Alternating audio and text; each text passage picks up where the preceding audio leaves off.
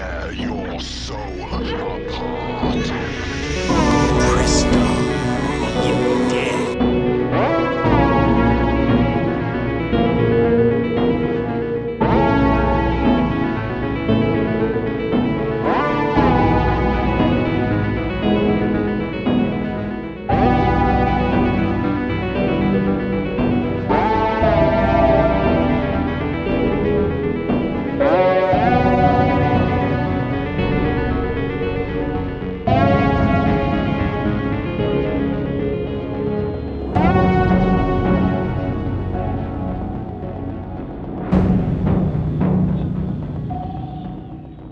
Bonjour mes amis, j'espère que vous allez bien. Aujourd'hui, vidéo critique pour fêter en grande pompe la sortie du nouveau Halloween Kid qui vient tout juste de sortir au cinéma, que je n'ai pas encore vu, que je vais certainement aller voir dimanche avec mon frère David.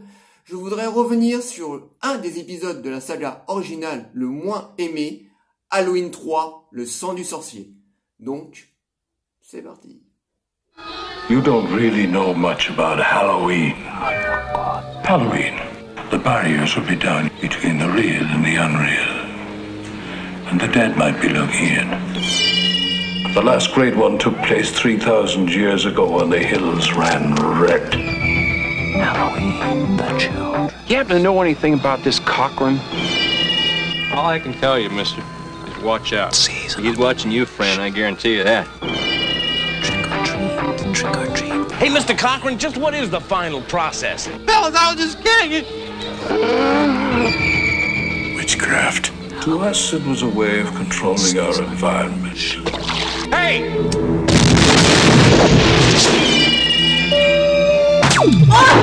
Where are they taking her? They're taking her to the factory. I want a mask. Can I have a mask? Just what I had in mind for you, little buddy. Why, Cocker? Why? Do I need a reason? I've got nothing here to indicate there was ever a body at all. Operator, this is an emergency.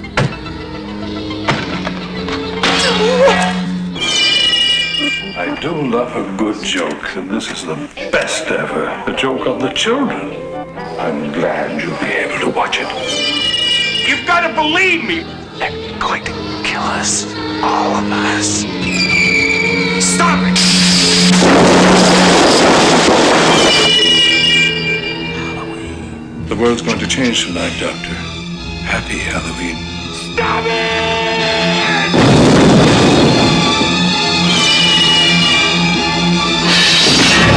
Halloween 3, Season of the Witch, the night no one comes home.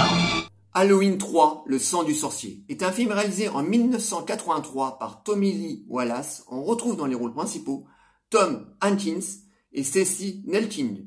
Halloween 3 est de loin l'épisode le plus détesté des fans de la saga Halloween. Je parle du premier Halloween jusqu'au 8e, donc la saga originale. J'exclus les films de Rob Zombie et le Halloween de 2018, le remake suite, mais là je parle bien de la saga originale. Et donc c'est l'épisode le plus détesté des fans parce que c'est un Halloween qui ne ressemble pas à un Halloween. Tout simplement que Michael Myers n'intervient absolument pas dans ce fameux Halloween 3.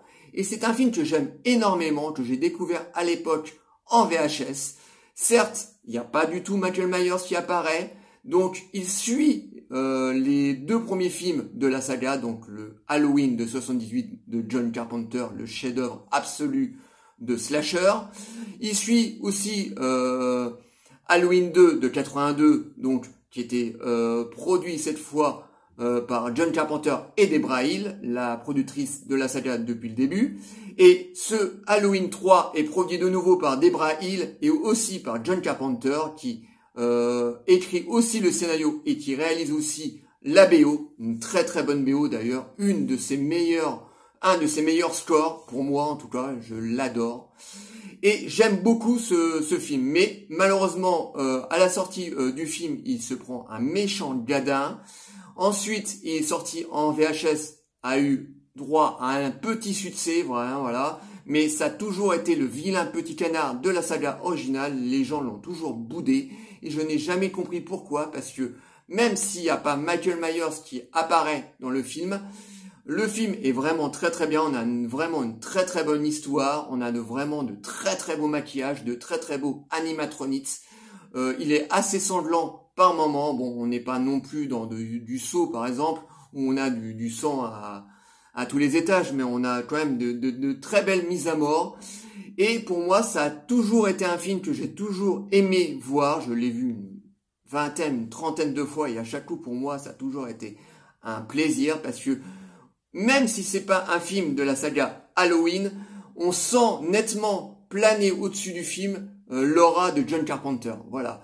Le film, il n'aura pas été réalisé par Tommy Lee Wallace, mais par John Carpenter. À mon avis, le résultat aurait été le même, parce que on sent vraiment que John Carpenter a écrit le scénario, parce que pour moi, Halloween 3, c'est du Carpenter pur jus. Voilà.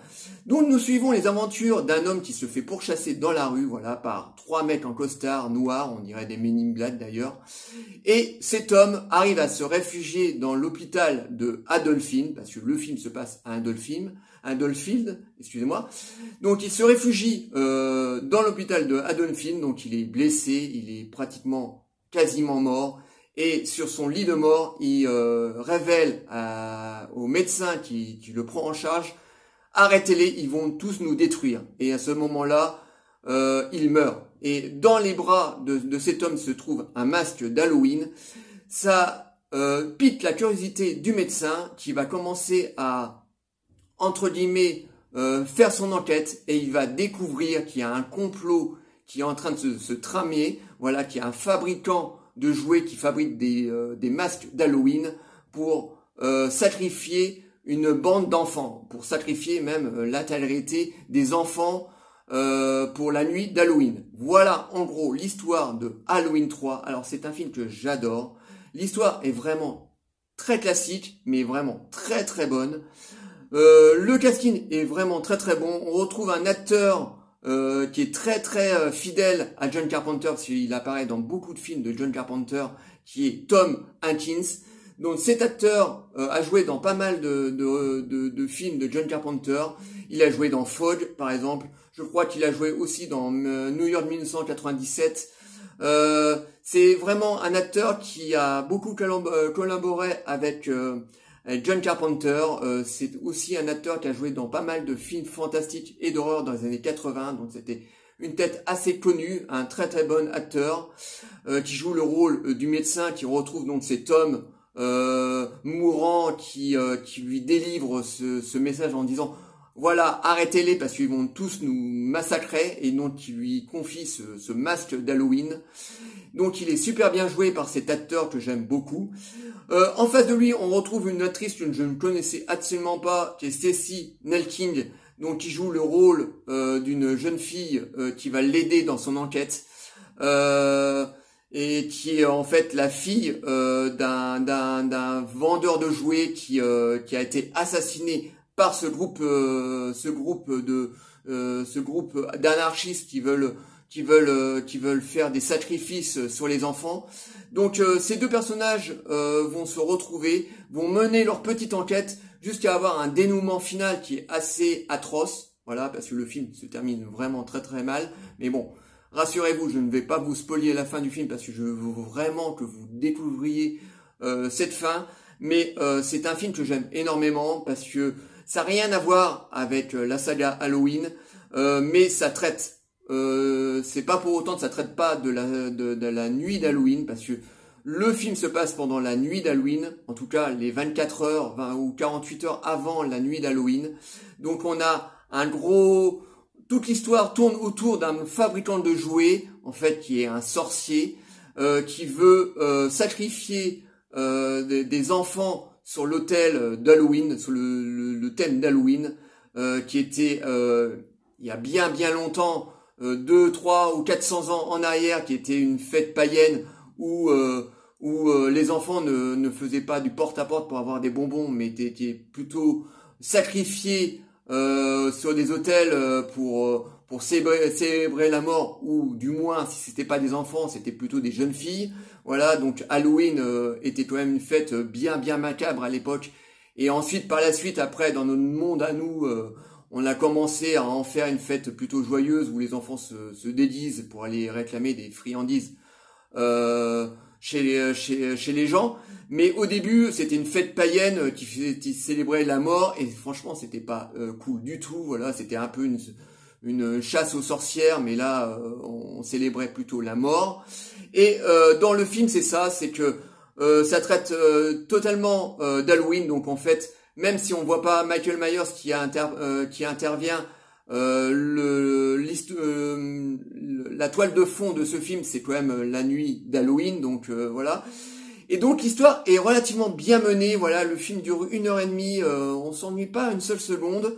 Nous rentrons assez facilement dans cette histoire de ce médecin et de cette jeune fille qui va mener leur enquête jusqu'à arriver à une usine où sont fabriqués ces fameux masques. Voilà, des masques d'Halloween avec un petit badge qui va massacrer les jeunes enfants. Et là, je m'arrête tout de suite pour pas vous spoiler plus le film, mais c'est vraiment une histoire qui est vraiment très hypant comme ça, très intéressante. On a envie d'aller jusqu'au bout pour savoir comment ça va se terminer. Donc on a de très belles mises à mort, de très beaux maquillages, de très beaux animatronics. On était en plein milieu des années 80, donc les maquillages et les animatronics étaient au top. Et franchement, là le film en regorge, et franchement on a encore de très belles mises à mort qui passent encore très bien de nos jours. Voilà, le film n'a pas trop vieilli.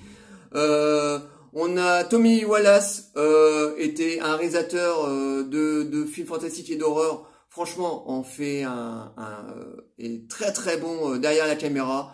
Il n'a pas à rougir d'un John Carpenter. Voilà. Bon, il était chapeauté par le grand maître derrière, on le sent. Hein, je vous dis, l'ombre de John Carpenter plane au-dessus du film, mais franchement, il fait du super bon taf.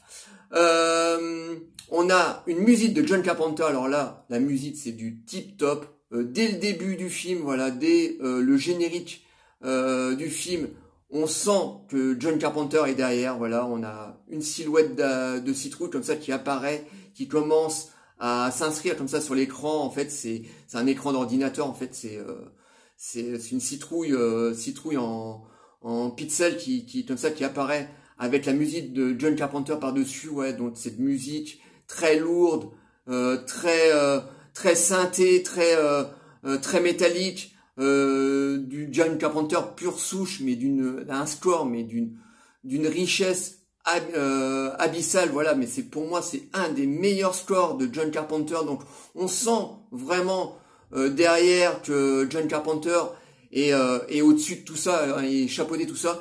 Et au niveau de l'histoire, c'est pareil. Quand je vois l'histoire de Halloween 3, franchement, c'est du John Carpenter pure souche. Voilà, ça lui ressemble, mais totalement. On sent que c'est le maître qui a écrit le scénario derrière.